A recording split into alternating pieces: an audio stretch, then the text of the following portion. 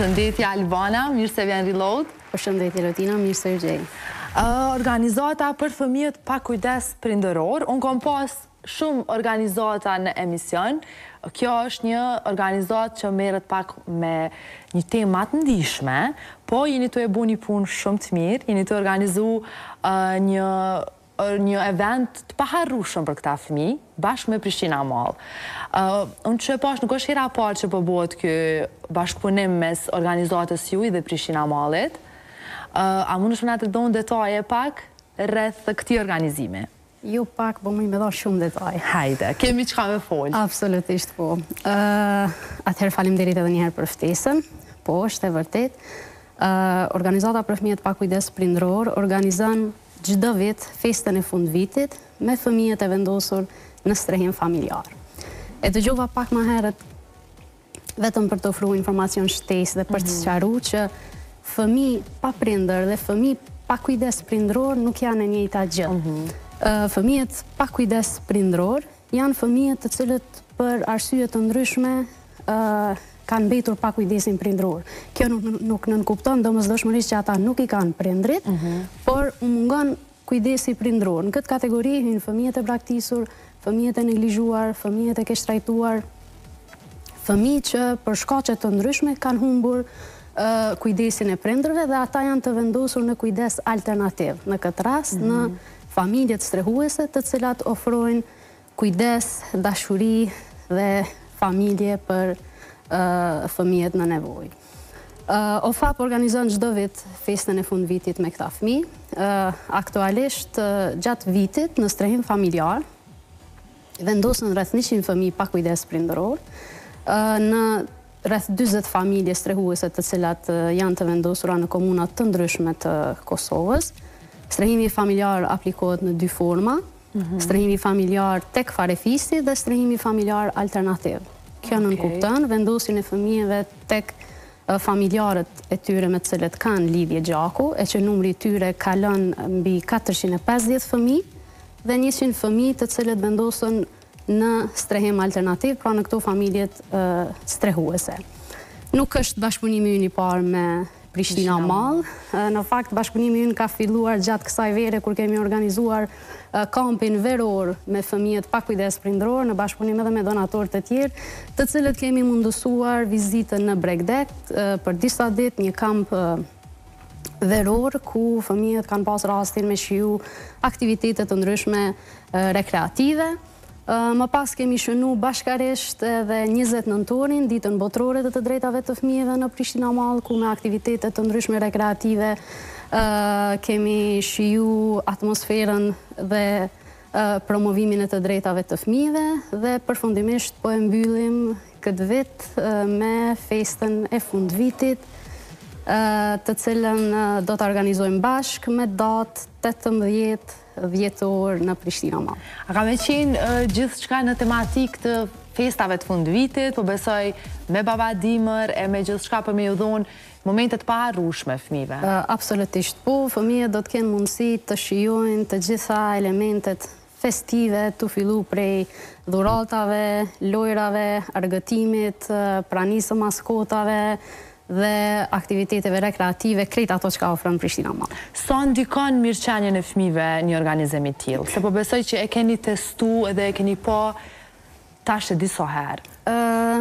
OFAP organizon her pas here aktivitete ndryshme rekreative në mënyrë që të mos mungoj socializimi edhe integrimi, rehabilitimi i fëmijëve gjatë gjithë kohës, në mënyrë që ata të jenë aktiv dhe të angazhohen për mirëqenien e përgjithshme dhe të krijojnë kontakte, miqësi të reja edhe mes vete dhe mbi gjitha ta kuptojnë që nuk janë vetëm.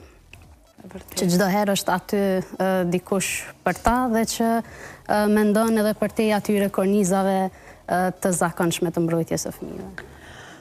Cilat janë sfidat që organizata juaj ndoshta ballafaqohet mas shumti tu u marrë dhe tu organizu evente për këta fëmijë? Sfidat janë të natyrave të ndryshme. Nëse flasin në aspektin e organizimit të aktiviteteve, gjatë këtij viti kemi pas vështirësi financiare, të cilat kanë rezultuar si ndryshimi politikave të donatorëve ndërkombëtar, pastaj gjendja politike në vendin tonë, ndryshimet e prioriteteve dhe gjanave tilla të cilat na ka mundësu ndoshta nuk e kanë ndërprej këtë procesin e organizimit të aktiviteteve së falë donatorëve. Si Prishtina Mall nuk lejojnë që në asnjë mënyrë të ndërpritet ajo që ka me të vërtet ka rëndësi, mirë po shërbimet bazike, në këtë rast shërbimet psikosociale për fëmijën kanë qenë në rrezik dhe kemi punu me staf jashtëzakonisht të reduktuar. Do me thonë, politika drejt për drejt, problemet politike drejt për drejt ndikojnë edhe në problemet e organizatës juaj. Absolutisht, po, jo vetëm të organizatës unë, por në përgjithësi shërbimet sociale kanë qenë në një krizë të përgjithshme si rezultat i ndryshimeve politike. Në organizatat, në eventet të tilla, çush e bëni logjistikën, sa fëmijë mund me marrë pjesë, që mund nis secili i rëndësishëm në këto evente? A keni limit të numrit apo jo? Kjo mbaret zakonisht prej hapësirës, prej numrit të donatorëve që e kem, po për gjatë viteve na kemi organizuar me 100 pjesëmarrës çdo vit festën e fundvitit. Kësaj radhe në Prishtina Mall do të tentojmë që ti mbledhim rreth 200 pjesëmarrës për festën e fundvitit. A ka moshë, caktim të moshës, diçka, apo është... Fëmijët në strehim familjar janë të vendosur nga mosha 0 deri mbi 18 vjet. Kemi edhe disa raste të cilat vazhdojnë të qëndrojnë në strehim edhe mbi moshën 18 vjeçare, kështu që nuk kemi moshë të përcaktuar për të marrë pjesë në aktivitete. Po besoj që fëmijët më të vegjël ose nën moshë vinë me kujdestarin e vet ose me... Absolutisht, të gjithë fëmijët do të jenë prezent me familjet strehuese. Dhe kështu do të mundsojmë bashkarisht edhe realizimin e asaj fotografisë familjare në fund që këtyre fëmijëve u mungon. Çka mundet me bësh shoqënia, bizneset e Kosovës me ndihmu një organizate si jo? Nëse dikush është të na shikuar dhe nuk din se çysh me u qas, çysh me ndihmu, se kur e sheh kauzën edhe kur e sheh se punën për kanë e bëni, mandej është e pamundur mos me të ardhur me ndihmu. Gjithë ata që mund të jenë të interesuar, mund të mbështesin shërbimet direkte të organizatës OFAP, që janë shërbimet psikosociale, për këtë dhe jemi organizatë licencume direkt nga Ministria e Drejtësisë për të ofruar shërbimet psikologjike, pedagogjike dhe sociale për fëmijët e vendosur në strehim familjar. Absolutisht për festën e fundvitit, mirëpresim dhuratat e krejt donatorëve që mund dhe dëshirojnë me u bashkangjit në Prishtina Mall, por mundësisht që të na kontaktojnë para datës 18, sepse kërkon një organizim teknik, logjistik dhe duhet të përgatitemi paraprakisht.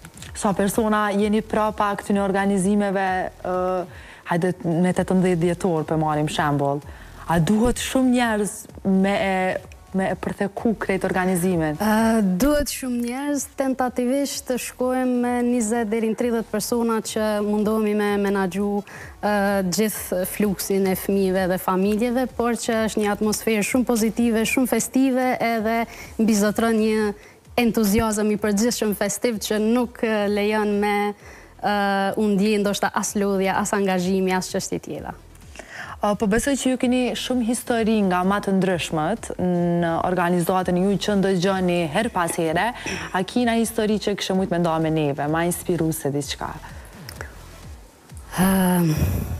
Ka shumë histori të cilat mund t'i ndajmë me ju.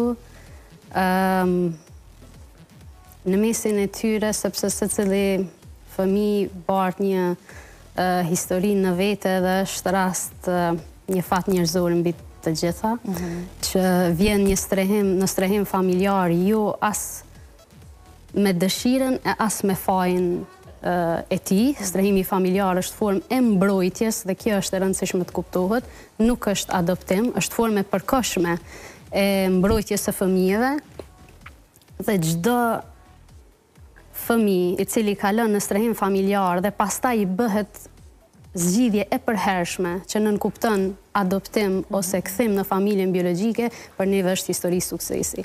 Çdo fëmijë që vjen edhe zgjidhet statusi i tij juridik, për neve është një histori e jashtëzakonshme. pavarësisht faktit që këto ndarje dhe këto shkëputje me së cilin fëmijë që kanë qëndru për vitet tona në strehim familjar, përbëjnë një momentum emocional i cili është i vështirë edhe për familjen strehuese, edhe për fëmijën, por edhe për ne që kemi kalu dhe kemi ofru mbështetje të vazhdueshme psikosociale, kështu që nuk edhe për hir të konfidencialitetit nuk mund të ndajmë histori specifike të fëmijëve të vendosur në strehim familjar. Me rëndësi ju punën nuk po e ndalë një kor, edhe unë shpresoj që gjithë shka ka me shku ashtu qysh e dëni ju me 18-ën, edhe pse nuk po dyshoj, Prishtina Mall kanë qka me bo, kanë aktivitetet të ndryshme, hiperaktivi nalt, si gjithmonë, nëse që aty nuk të krijon momentet e paharrueshme nuk e di ku. Ne në bashkëpunim me Prishtina Mall do të ofrojmë aktivitetet të cilat edhe do t'i postojmë në rrjetet tona të përbashkëta dhe në aktivitetin e përbashkët. Besoj që aty do të kenë rastin të informohen të gjithë edhe për aktivitetet, edhe për rrjedhën, edhe për mundësitë e pjesëmarrjes apo angazhimit specifik në organizim të aktivitetit. Faleminderit shumë që ke qenë Reload sot dhe me ndonë me neve detajet rreth këtij organizimi. Faleminderit shumë Valentina. Trakla? Faleminderit. Do një pyetje, apo e merr fjalën? Jo, merr mirë se Albana e shpjegoi shumë mirë, se duket u ngatrum, ndoshta unë u ngatrova te pjesa e pakujdesit prindëror edhe ata fëmijë pa prindër. Por sidoqë që të jetë, kjo është situata kur ne duhet kërkojmë gjithmonë përkrahje për një shtëpi, për një familje, për gjithçka që duhet të jetë në mënyrë normale të jetohet edhe të zhvillohen sidomos fëmijë. Kështu që faleminderit për organizatën që keni edhe për gjithë punën që bëni, normalisht diçka e mirë për ata që kanë nevojë. Ne vazhdojmë